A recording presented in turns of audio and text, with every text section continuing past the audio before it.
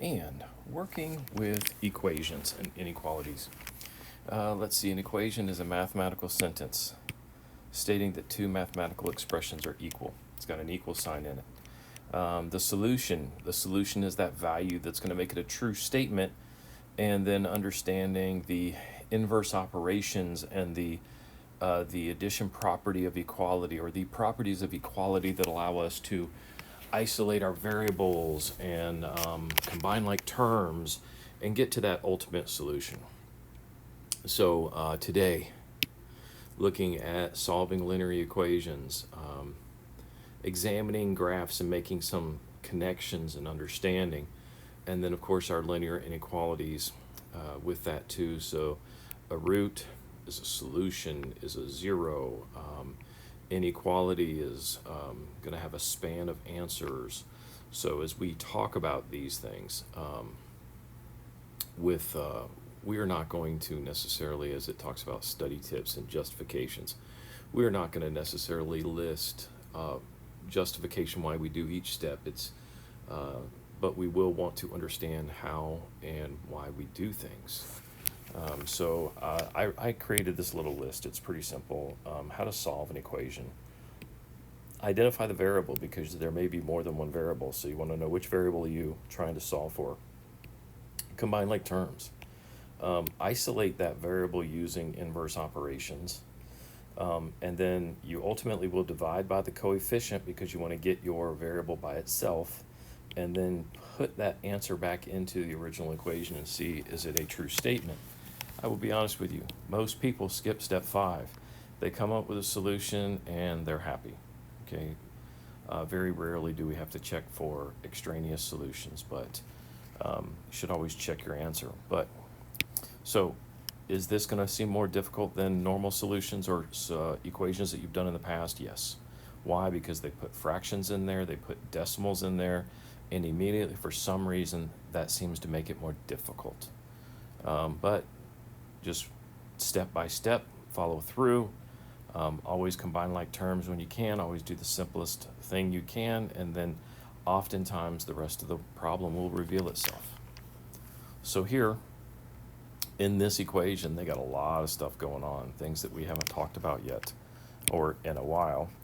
Here we have the distributive property, where I have to multiply 1/3 by everything in those parentheses, plus 1/3 times everything in these parentheses, equals -4. Okay. What do I need to do? Here's my equation. Distribute. I distribute everything by, distribute my 1/3, and then nothing on this side, so I get 2/3, right? Minus 19 plus 2 minus 1/3 x equals -4. They combined my variables for a positive 1/3 x minus 17 equals, for some reason my equal sign sort of hidden there, equals -4. They went ahead and added 17 to both sides, and then they ended up, let's see over here, that would have come up with 1/3 x is equal to 13, which is right there. I don't know what I'm doing. And then in order to simplify that, well, since we have, this could also simply be written as x over 3 equals 13. And what would we do there? We would multiply both sides by 3, and then x would be equal to 39, because the reason we multiplied by 3 is because it's the inverse, and now we have just 1x. So there's a lot of things going on there in that equation, but that's what we are simply going step by step. Let's see here. Diameter of the Earth wouldn't be the same if we didn't have word problem, right? Okay, so the diameter of Earth is 828 kilometers, less than twice the diameter of Mars.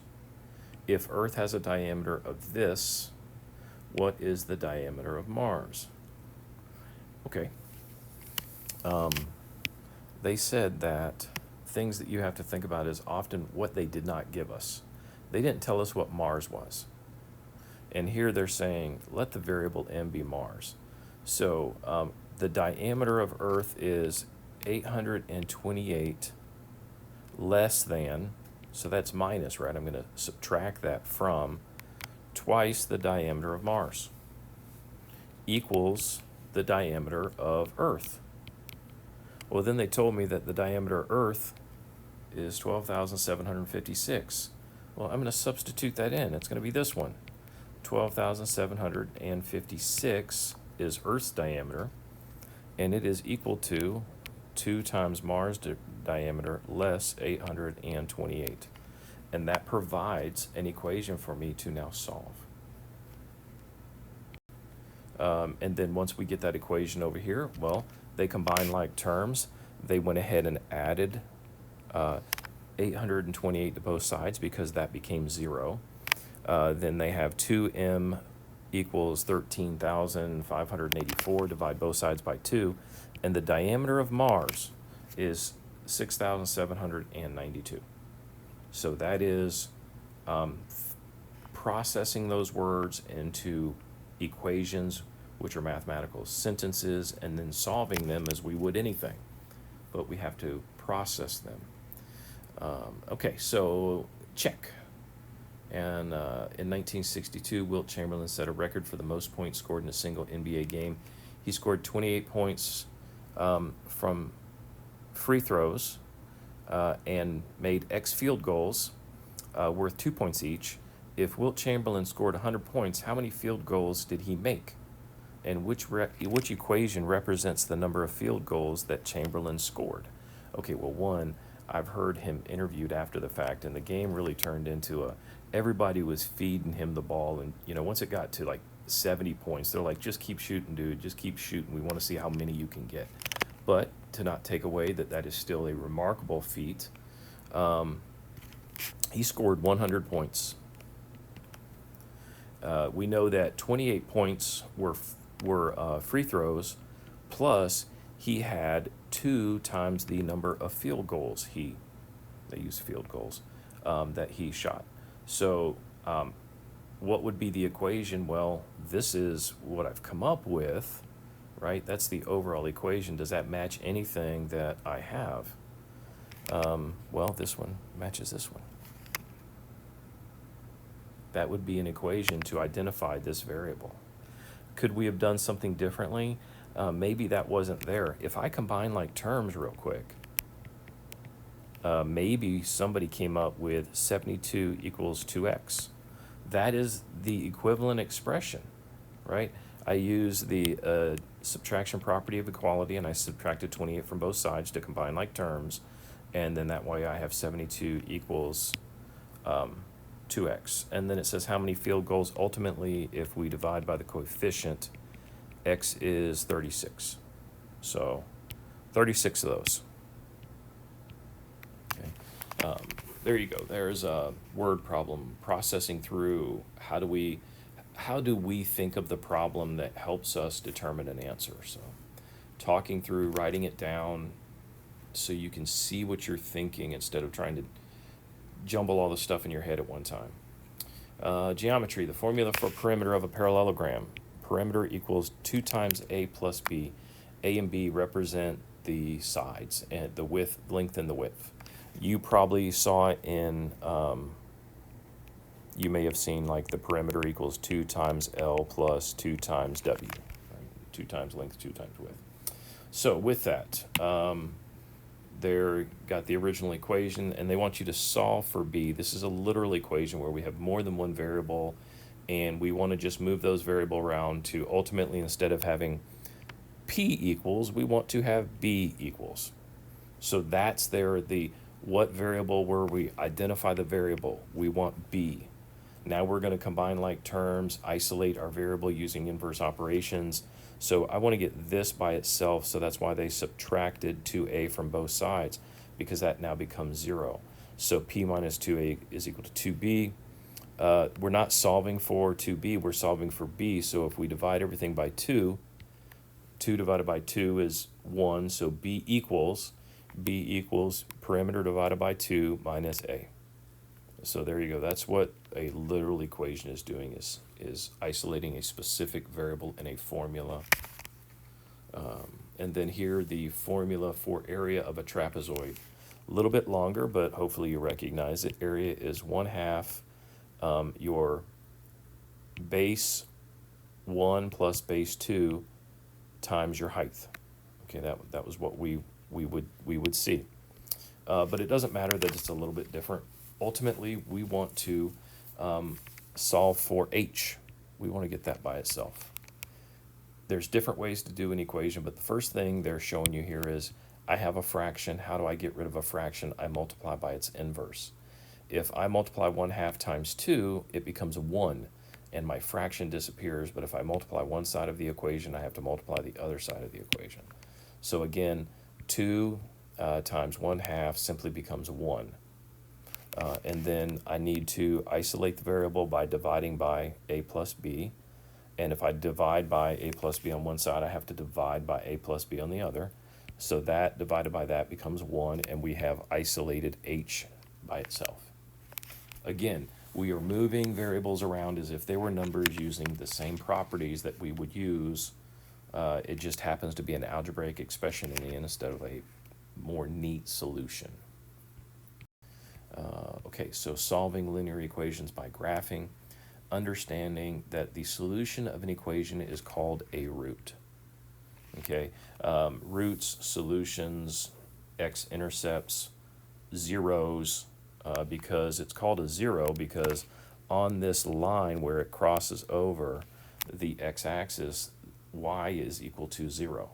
So we'll do more of that in the future, but that's something that should be, you should remember understanding that. So solve this by graphing, and remember that solution would be where it crosses over the x-axis. So in order to graph it, it's much easier if I put it into slope-intercept form, because that is easiest to graph. So I convert everything to slope-intercept, y equals mx plus b in that form, so we know that we can start graphing at y-intercept of -3, and then my slope is up 1 over 2, up 1 over 2, up 1 over 2, and there we have graphed the function, and intersects the x-axis at 1, 2, 3, 4, 5, 6. The solution of the equation is 6. Over here, if we had just solved it, we would have come up with the same solution. Okay, but understanding, being able to make that connection that where it crosses over the x-axis is a solution. We talked about it, a minute ago when we had functions that did this, and we knew that all of these were solutions. All right, so with that, graph this solution. And again, the related function, what they're doing here, the related function is moving everything to one side of the equation and make it equal to 0. So I have 2x minus 5 is equal to -11. Move everything to one side of the equation. 2x plus 6 is equal to 0. Now this is my related function that I can graph. So my function is equal to 2x plus 6. That's my related function. And then the solution. I intersect at y is 6, right? 2, 4, 6. And then I have a slope of 2. So if slope is equal to 2 over 1, or it could be -2 over -1, which is both a positive -1, which is both of those are the same slope. So if I go up 2 over 1, or I can go down 2, back 1, down 2, back 1, down 2, back 1, and that is where it crosses over the x-axis. So my solution, x equals -3. That is my solution right there. So there you go. Understanding and connecting a graph to a solution and my zeros. This related function is really easy to use. That's what they did up here. Creating that related function allows us, the graphing calculator is going to do it for us, make it very easy, or using Desmo, make it very easy, and we'll get more practice with that. Okay, so here, the Empire State Building run up, is a race in which athletes run up the building's 1,576 stairs. In 2003, Paul Craig set the records for the fastest time, running up an average of 165 stairs per minute. The function, here it is. We started off, the function represents Craig. So Craig equals the initial value, right there's my y-intercept, minus his slope was 165 per minute. Okay, so that's the slope-intercept form. And then find the zero of the function that, and interpret in the meaning of the context. So looking at this, he started, or he had steps remaining. He had 1,576 steps to go. And as time passed, he kept, each minute he went up 165 steps. So the amount of steps he has to go is decreasing. After each minute, the amount of steps left continues to decrease until right here where he is at the top. He has 0 steps left to go at 9.5 minutes. So that's the function that they are talking about, approximately 9.5 minutes. Okay. So with that, of course, you can solve it algebraically right here. We had that related, we had that function. We wanted to know, substitute 0 for that. Where is he going to be done? How many minutes will it take? And then therefore subtract 165 m on both sides, and then we divide by the coefficient, right? And then we get approximately 9 minutes, 9.55 minutes. It's the approximate because we rounded the decimal. Okay, it's not exact, it's not equal to, it's approximate because we did round the decimal. So that's what they're talking about. Looking here at this one, this dog walking, I can say profits, he's losing money when he first starts, losing money because profits are down below $450 loss because it's negative. Dog walking though, in the number of hours, looks like he is making money as he walks, and I will look at this and say, hey, he breaks even right there after 20 hours, 21 hours I think on the graph. After 21 hours, he has made back all the money that he invested. And I'm making the assumption just by looking at this diagram and being able to see what's going on by talking about profits and hours, and the profits were in the negative range, and then he breaks even is 0, my cost equal my revenue at 21 hours. But let's see. Bethany spends $480 on supplies to start a dog walking service in which she plans to charge $23 per hour. There you go, that's the money she spent to start. The function is $23 per hour minus the initial cost, represents the function. So the graph appears to intersect the x-axis at approximately 21 hours, and solve algebraically to verify your estimate. Well, replace y with 0, 23x minus 480. I'm going to add 480 to both sides, and 480 equals 23. X divided by 23, the coefficient, and then we get, don't have a calculator on me, 23 goes into 48 2 times, 46, 0, and let's see, 23 goes, that should be a 9, I think, 8, which is 184, we have 16 left over, roughly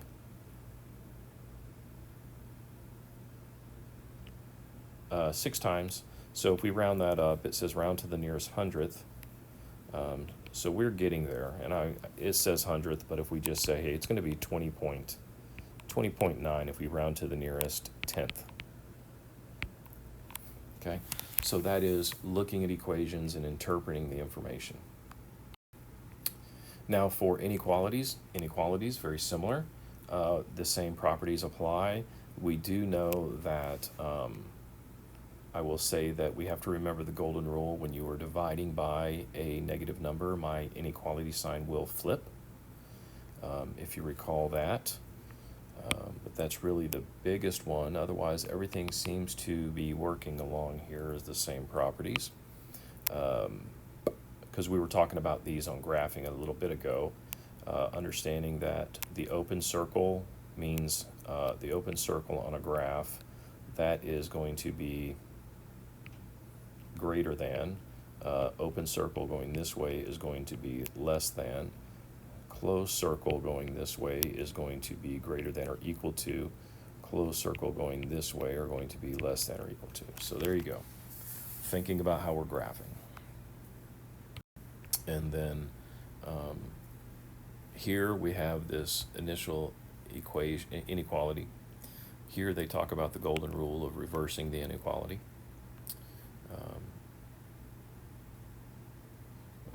However, right here, multiplying or dividing each side of an inequality by a negative number requires that the order of the inequality be reversed. So, tip, there you go. Understanding here that, what did they do? We have this inequality, and it says graph the solution set on the number line. I think we need to combine like terms, getting the inverse, use the inverse operations to get my numbers onto one side. You always want your variable on the left for inequalities. Now, if I subtract 12.9, I have to subtract 12.9 from both sides. I end up with negative 5.6n is greater than or equal to negative 84. When I divide right here by the negative, I had to reverse the sign. That's what happened. I divide and I reverse the sign. So n is going to be less than or equal to 15.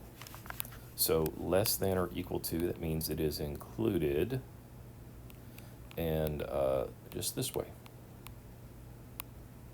And it goes on forever in a negative direction. So there you go. Looking at this next example, let's see. I have negative p minus 3 is greater than or equal to negative 4 times p plus 6. So I went ahead and at first I distributed negative 4 into negative 4 times p, negative 4 times 6. So I have negative 4p minus 24. Now, again, moving my variable to the left, I'm going to add 4p to both sides. That becomes 0. This becomes 3p. 3p minus 3 is greater than or equal to negative 24. Adding 3 to both sides to combine like terms. And it becomes negative 21 3p. Isolate my variable by dividing by the coefficient. And p is greater than or equal to negative 7. So there you go. We are looking at this in a sense that I did not have to reverse the signs, because when I divided by a positive number. So p is greater than or equal to negative 7, greater than, and there you go. Let's see. So that would be the solution set, graphing the solution. Now, when I write an inequality and solve it, let's see. Again, the recommended daily intake of calcium for teens is 1,300 milligrams. Jake takes 237 milligrams of calcium from a multivitamin he takes each morning, and then 302 milligrams from each glass of milk that he drinks. So it looks like I have this thing happening, 237, that's my vitamin, plus I have 302 times each, I'm just going to say, I'm going to use M, for each glass of milk I drink. And I want it to be greater than or equal to, right? I want that to be greater than or equal to the daily allowance of 1,300. Okay, and now in this equation, this inequality, they use G. Let G be the number of glasses of milk. I used M for just milk. But there you go. That's my inequality that I am trying to solve to figure out how many glasses of milk do I need to drink in order to, or does Jake need to drink in order to meet the minimum daily intake. By the way, America is one of the few countries out there where children drink milk for most of their life. It's really not a big, dairy's not a big thing in most countries. Negative 237, negative 2, subtracting 237 from both sides, and I get 302 glasses, 302 G greater than or equal to 1063. Divide both sides by 302, and then the glasses of milk. I need to have 3.52 glasses of milk, slightly over 3.5 glasses of milk each day. If I have 3 glasses of milk, Jake did not meet the daily requirement. He needs over 3.52 glasses of milk. And so it's just being able to articulate and being able to identify what they're asking. And sometimes it's absolutely, write it down so you can see what you're thinking as you go. So with that, let's go ahead and do some inequalities and equations.